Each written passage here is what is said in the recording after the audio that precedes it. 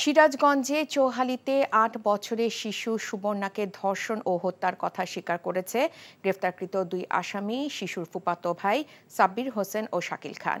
সকালে সিরাজগঞ্জ পিবিআই কার্যালয়ে police super Rezaul Karim জানান, ২০১৭ সালে চৌহালি উপজেলার শিমুলিয়াচরে ফসলের মাঠে আসামি সাব্বির হোসেন সহ ৮ জন ধর্ষণ করে শিশুটিকে।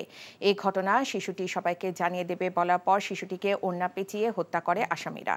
পিবিআই তথ্য প্রযুক্তি ও গোয়েন্দা তথ্যের মাধ্যমে নিশ্চিত হয়ে গত ১৯ এপ্রিল শিশু সুবর্ণার ফুফাতো ভাই সাব্বির হোসেনকে ঢাকার শ্যামলী থেকে গ্রেফতার করে জিজ্ঞাসাবাদ করা হয়। পরে তার দেয়া তথ্যের ভিত্তিতে সিরাজগঞ্জ সদর উপজেলার দত্তকান্দি থেকে শাকিব খান নামে আরেক যুবককে গ্রেফতার করা হয়। তারা হত্যার কথা স্বীকার করে আদালতে ১৬৪ ধারায় স্বীকারোক্তিমূলক জবানবন্দি দেয়। বিকাশে কম খরচে ক্যাশ আউটের লিমিট বেড়ে ৫০,০০০, প্রিয় এজেন্টও ২টা।